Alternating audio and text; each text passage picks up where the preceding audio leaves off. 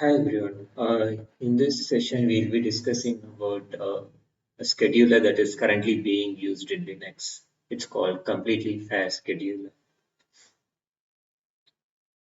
Before we see about the scheduler, uh, let's just understand what are the usual challenges in scheduling. So you have a set of thread that you want to schedule, and these thread you want to schedule it across multiple core. How do you go about doing it? Second is few processes or batch and few processes or transactional. So the aim of like what is the expectancy of these process differs. So how do we cater to both of these types of process needs? Then like user can define a priority for each and every process. So how do we consider those priority whenever we go about scheduling those processes? These are some of the challenges that we have, and any latest scheduler, we would expect it to address these challenges. When coming to Linux specifically, like Linux use something called as O of one scheduler or a constant time scheduler. It was called so because it used to like in a constant time it was able to determine what is the next process to run. It was not dependent upon the number of process that was or the number of thread that was in the ready queue. It was in constant time it was able to choose the next process to schedule. That was the reason it was called as O1 scheduler. But it used a lot of heuristics to differentiate between, say, a batch kind of process and a transactional kind of process. Sometimes these heuristics were not accurate, so it led to some unexpected issues. And next is it was quite complex because of these heuristics. So this was the need. This created the need to like revamp the scheduler in Linux. That's where CFS or completely fast scheduler was implemented in Linux. Here, in a CFS, what does the fair bit signifies? The word fair in CFS, what is the significance of that? So, like any a particular random time frame, it gives a guarantee that whatever process or in the ready queue, it is guaranteed that each one of that process will get a share, will get a CPU share to execute. The amount of share it gets, it's again dependent on its weightage, on its priority, you can say. But it gives a guarantee that for sure you will get a CPU share within a time frame. That's why it's called as a fair scheduler. The algorithm of the CFS is based on weighted fair queue scheduling algorithm. It uses that algorithm to schedule the thread. So, like in a single core, whenever there is, assume like we just have one single core, and for that single core, we need to do the scheduling. In that case, first let's understand how CFS work in this case. So here the ready queue in case of CFS, it's not a simple array. It is maintained as a red black tree. The thread, I'm talking about whatever the thread, or we could even say the task. The task are maintained as a red black tree. And what is it sorted based on? The next question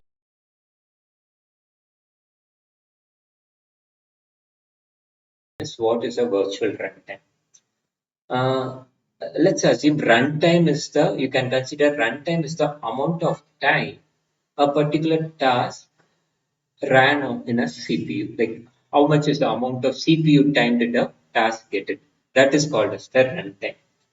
Now, this particular runtime divided by its weightage or priority, whatever you want to call it, that would give you the virtual runtime. So this is basically a normalized runtime. You could think of it like if you have a higher priority, though you execute for a longer time, your virtual runtime would be small. It's a vice versa for the lower priority. So this is how you calculate the virtual runtime. And again, going back a step. So since your red black tree is sorted based on this virtual runtime, whichever task has the least virtual runtime will be in the leftmost node, and this leftmost node would be scheduled immediately in the CPU. This is how it works.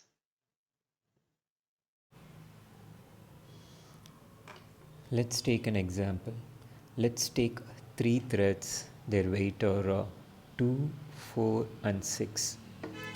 Let's now schedule these three threads in a time frame of 24 seconds. How we'll go about it? Initially the V runtime, the virtual runtime for all the three threads are 0.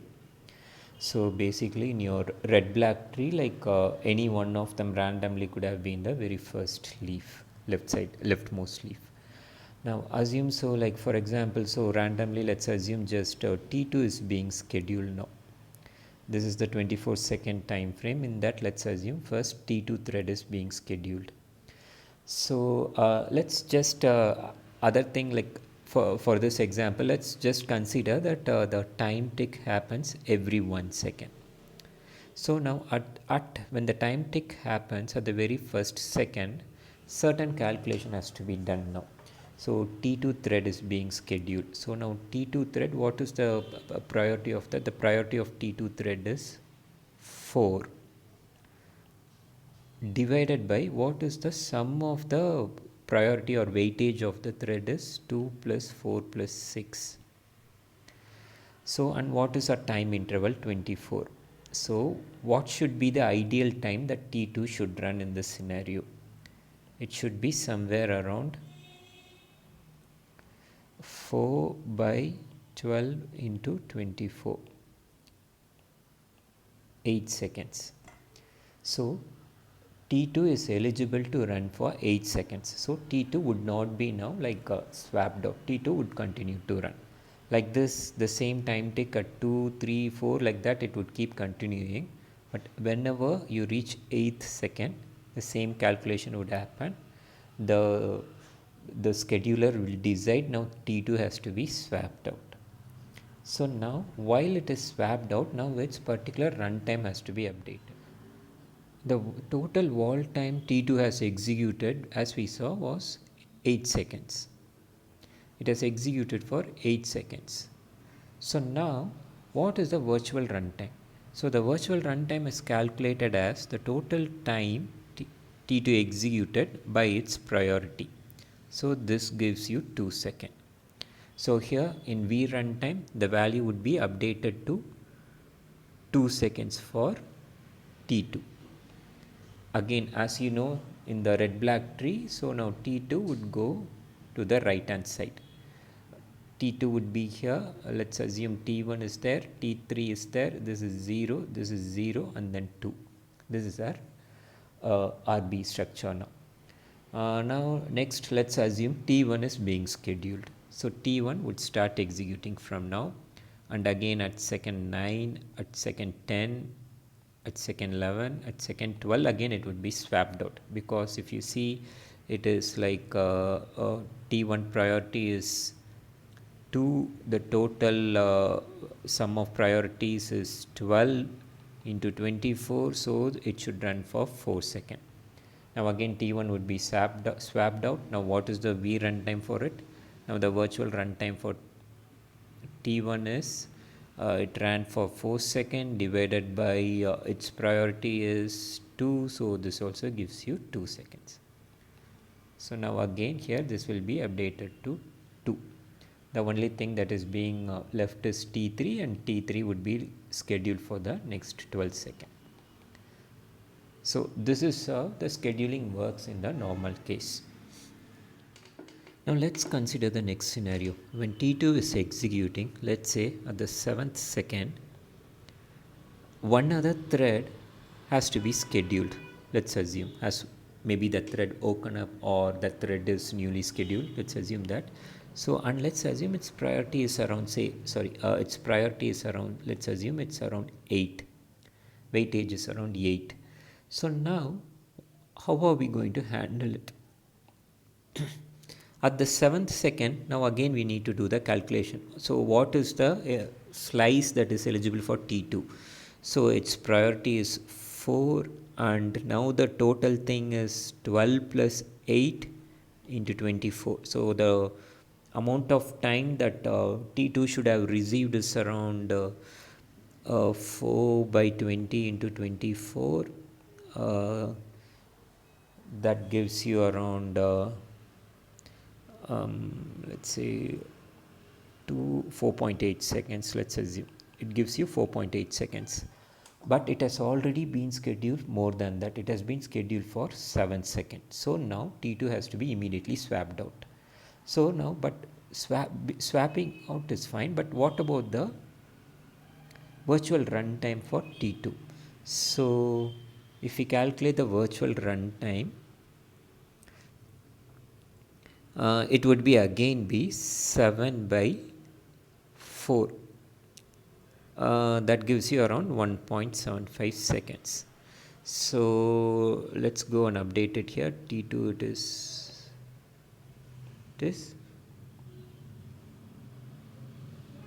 1.75. Okay, so now again other threads, other 3 threads would start scheduling from here on. So how much time, maybe whichever is the last thread, randomly whichever is the last thread that is being picked up, that might have a lesser value. Let me explain how it is. So for example, here at the 7th second, so now we need to schedule, let's assume we'll schedule T1, which is of priority 2. So what is the time it is going to take? 2 by 20 into 24. So now it's going to receive 2 by 20 into 24. That would be around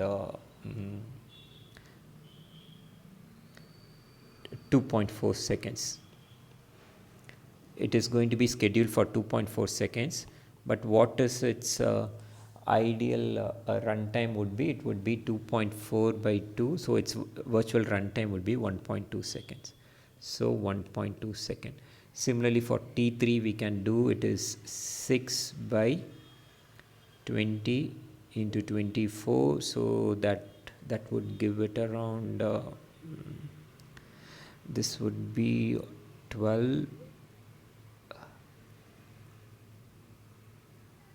1.26 into, so it is going to be 6 into 1.2, that gives 6, 7.2, I would assume 7.2 seconds. I might be wrong here, but let's assume. So it is 7.2 seconds and divided by its priority by 6, so it would be around again 1.2. So you could see where it is going, right? So like I'll also assume T4 is also virtual runtime after it's being scheduled is 1.2. So all these threads have a runtime of 1.2. T2 alone has a runtime of 1.75. So this would be handled in the next iteration. In the next iteration, T2, like in the RB tree, T2 would go to the very last. T2 would be the one which would be scheduled at the very last, and T1, T3 and T4 will get priority and they would be scheduled before T2. So this would be managed in the future scheduling cycles.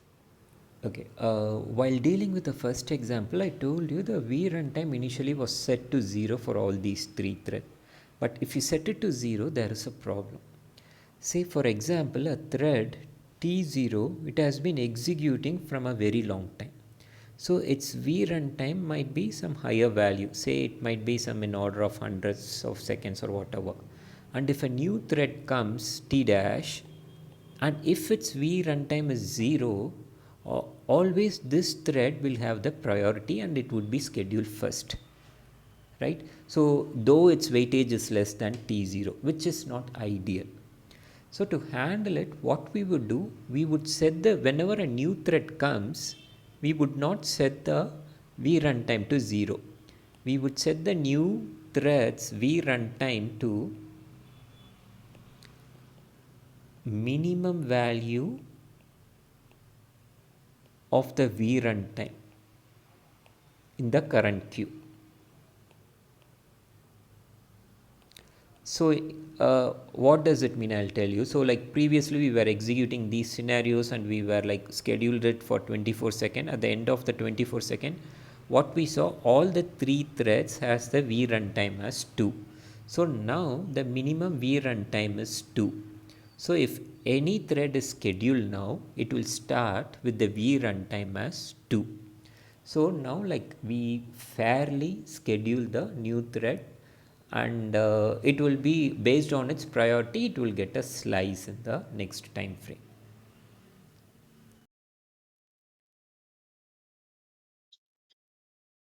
So what about in multi-core? So earlier, so far we said how a CFS is going to schedule in a single core, but how is it going to handle it in case of multi-core? First, let's see what are all the challenges. So like, for example, like as we saw in the previous slide, each core is going to have its own set of ready queue.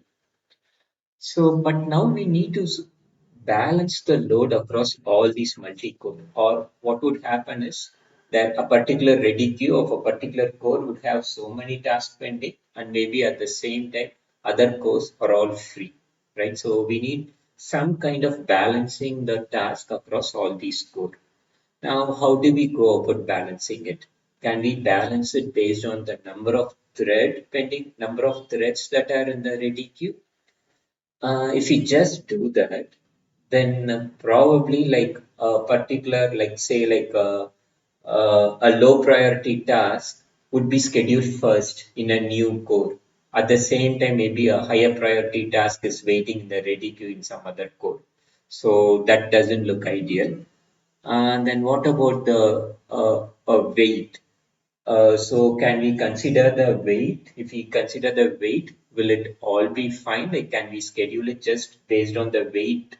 For example, for each CPU core, based on the number of tasks that are waiting and based on its weight, can we balance it out? If we balance it out in this way, there is one other subtle problem that can arise. What is that problem is? For example, like you have a task with priority 10 that you would schedule it in one of the core, and then the other core you are going to schedule 5 tasks with priority 2. What is going to happen is in the first core, if this task is going to going to do a lot of IO. So whenever it goes to sleep or whenever it does this IO, the CPU, the first CPU core has to steal tasks from the other core. Ideally, we want to avoid it because this migration, you will have there's you need to spend some amount of time to do this migration, and there's a cost involved with this migration, and we prefer that we avoid it. So what is the ideal thing? It is actually a combination of weight plus average amount of CPU time a task is going to utilize. Based on these factors, we can balance the load. This would be a realistic way of balancing the task across all these cores. Now, but even in spite of all this, there is like, of course, to achieve the balance and to maintain the balance, you need to do some kind of migration periodically. So here, like, let me just at a high level, let me talk about how this migration happened. This migration does not like happen randomly from a CPU core 1 to CPU core 8. No, it doesn't happen randomly like that. There's a particular structure to that. Why do we have that structure? Because like in the hardware, like scheduling from a particular CPU core to all the other CPU core is not uniform. A core which shares, for example, in case of uh, hyper-threading scenario, like s- uh, migrating a task from one of the hyperthread to another hyperthread is far more efficient than moving it out to a different code. So all these criteria come into picture. So what do we do? Like we maintain kind of a hierarchy. From this code, for example, from this hyperthread, you can move to the next hyperthread efficiently. Then if that is not possible, then probably you will move to the cores that share the same cache with you. That is the next level you will do. After that, if you are not able to move it, you will probably move to core which is just one hop away from you. Like that, you have a hierarchy, and in this hierarchy, you keep moving the task. So, like in each of this hierarchy, whatever I'm talking about, these hierarchy, whatever the component are contained in that hierarchy, that is called a scheduler domain. So, like your migration happen across the scheduler domain. See, this is just a representation of the CPU core. If you see the innermost box here, this signifies a single core which two hyperthread. That's what this single box signifies. The this rectangular box signifies all of these cores which are sharing the same cache, and the outer one, the three boxes signify from this particular box you can reach these boxes in a single hop. The other one is the outermost one, you need couple of hops to reach it. So this is how you have the scheduler domain, and task migrate through these scheduler domain sequentially. Now, like, let's talk about two or three parameters, three tuning parameters that are relevant to CFS, which we can tune it in our Linux kernel. One is called as schedule latency NS. So this is if you remember, whenever we went through the example, see in the example we took a value as 24 seconds. So that is this schedule latency. So whenever we talked about fair part also, we said in a particular time frame, we ensure that each and every task gets a slice of CPU. What is the time frame? That time frame is defined by this particular configuration. By default, it is 600 millisecond. You can configure it to the value you want. Next thing is called as minimum granularity. See, like assume like if you have fixed it as 600 millisecond, and assume say like there are lot and lot of hundreds and hundreds of tasks that needs to be scheduled, then the time slice each and every task is going to get is going to be very small, and you're going to do a lot and lot of switch among these two tasks. This may not be ideal in cases. So like you can set a minimum value so that like for each task, so for example, even though like if there are 100 tasks, and if you have set this, and if assume there are 600 task, and if the value is 600 millisecond for our latency, and if we have set this task to 5 milliseconds, whatever, let's assume it is set to 5 milliseconds, so that each task will not be switched before 5 milliseconds. So each task will execute for a minimum of 5 milliseconds, only then it gets switched. To put it more simply, like your 600 millisecond will not hold good in this case. It will be 5 into 600, so it would be around some 3000 milliseconds. That would be your latency in that case. Next thing is like whenever a task wakes up, and assume it has lower virtual runtime or it has higher priority, whatever it is. So like, will it immediately go and switch the task which is currently running? That is defined by this particular parameter. How much ever time you set for that, so that is the delta that it would take before it switches out the currently running task. So these are the references I went through for this particular session. You can go through them.